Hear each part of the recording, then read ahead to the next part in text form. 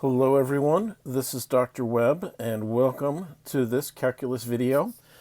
So in this video we're going to be talking about some basic rules for limits. So in the last video we started talking about limits, and so if we have a function f of x and thinking about what happens to it around some x value a, well, we would say the limit of f of x as x approaches a equals L if, as x gets closer and closer to the value a, so as x is getting closer to a both on the left and on the right, on both sides getting closer to a, then the values of the function f of x have to be getting closer and closer to the value L. And as we get closer to a, f of x is going to stay closer and closer to L. So let's think about some important building blocks in terms of understanding, actually working out these limits. So what if we're just taking the limit of a constant 7 as x goes to 3? So 7, this is the only value of the function. Whatever value for x you plug in, you get 7.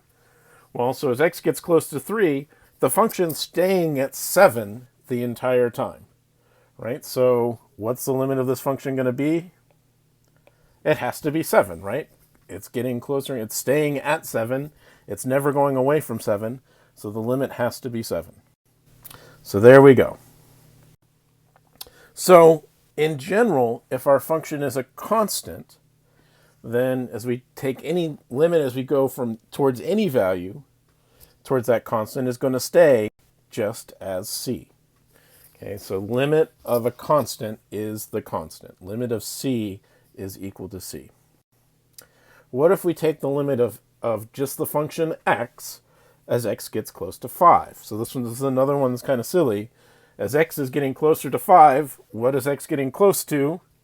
Well, 5, right? So limit as x goes to 5 is 5. So in general, if we're thinking about the limit of just the function x as x goes to a, well, as x goes to a, what is x getting close to? A. So limit of, that should say a there. Limit as x goes to a of x equals a. Okay, so now let's suppose we have two functions. They both have limits as x goes to a, so the limit of f of x as x goes to a equals L, and the limit of g of x as x goes to a equals m. And so it's important here that the x values that we're going towards are matching. Well, what would happen if we add these two functions together? Well, f of x, that's getting close to L. G of x, that's getting close to m. So if we add them together, what's f of x plus g of x getting close to? Has to be L plus m. Similarly, if we multiply them together, f of x is going towards L, g of x is going towards m. So if we multiply them together, it's going towards L times m.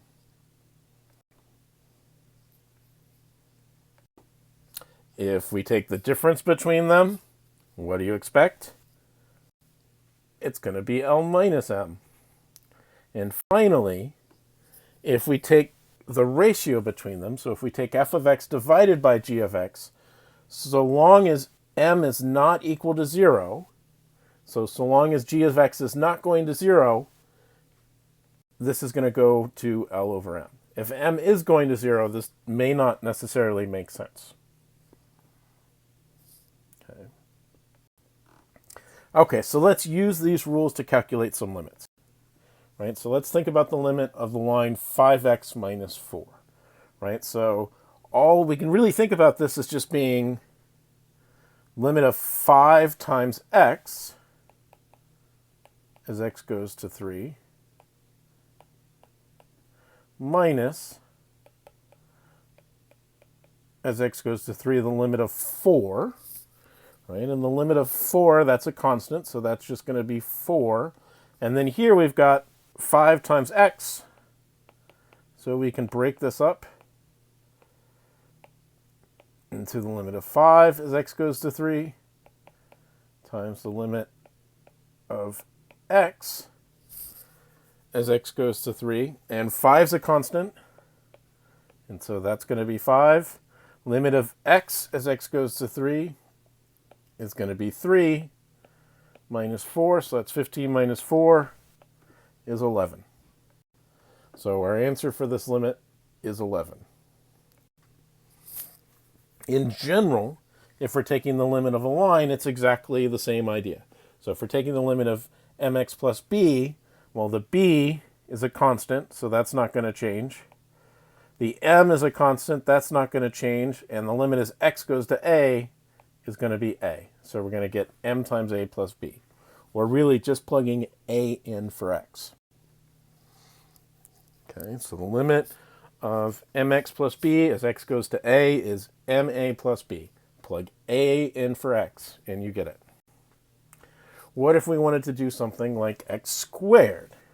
Well, x squared, we can think about this as just being x times x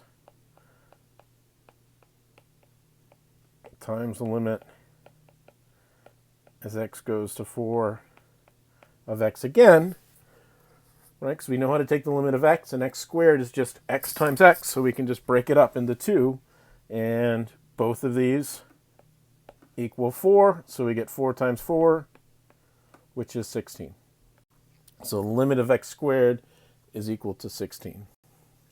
In general, if we're doing this to some positive power n, we can do the exact same idea. So the limit of x to the n as x goes to a, well, this we can just think about this as just being the limit as x goes to a of x times x n times, which is just going to be a times a times a times a n times, and so we end up with a to the n. Okay, so the limit of x to a power as x goes to a is just going to be a to that power.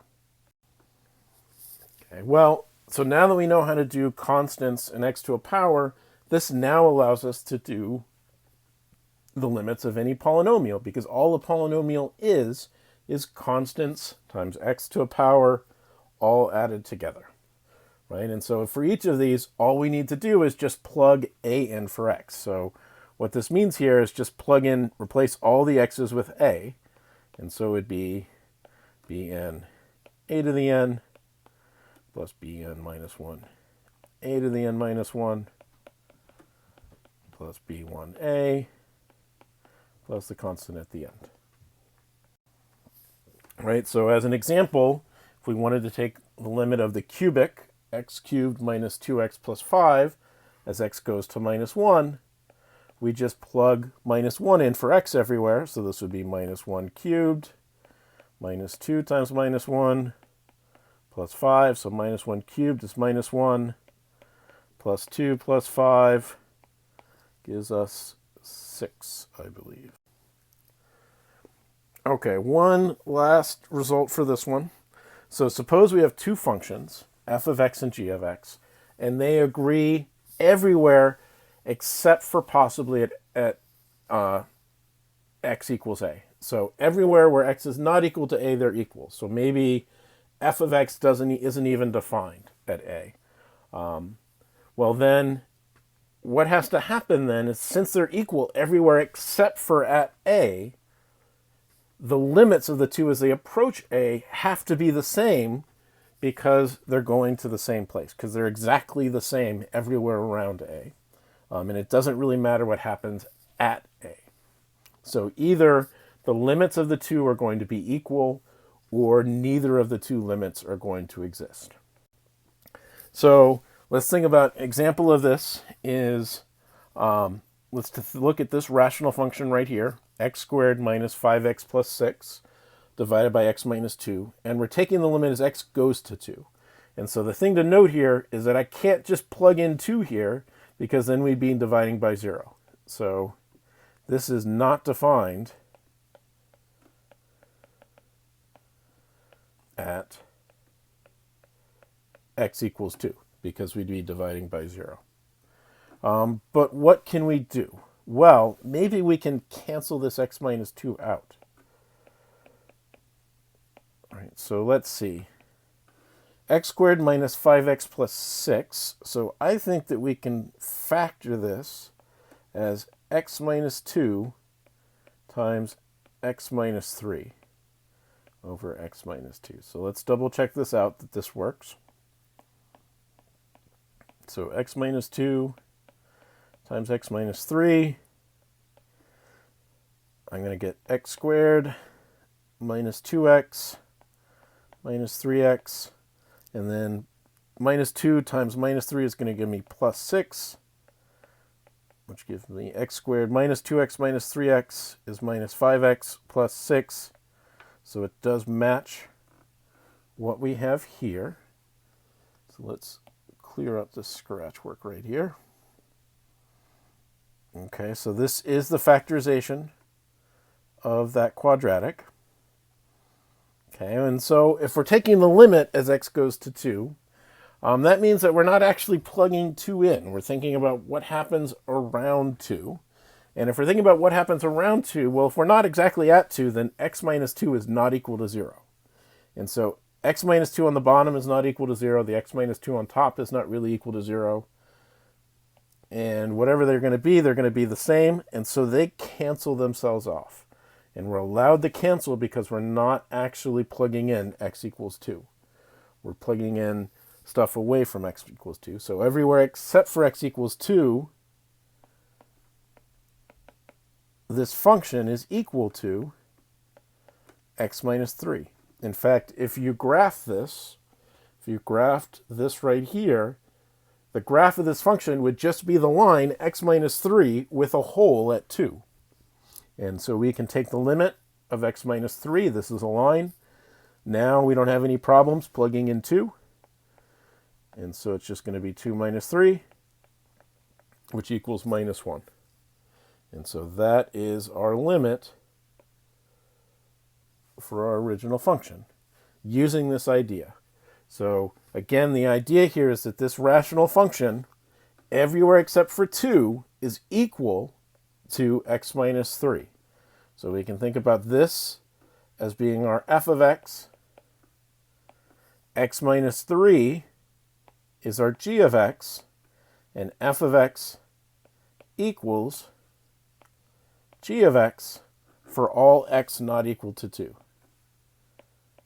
For all x not equal to 2, because we can cancel off the x minus 2 on the top and the bottom. And so that means that to get the limit of the rational function, we can exchange it for the nice line g of x and work it out. That is all for this video. I will see you again.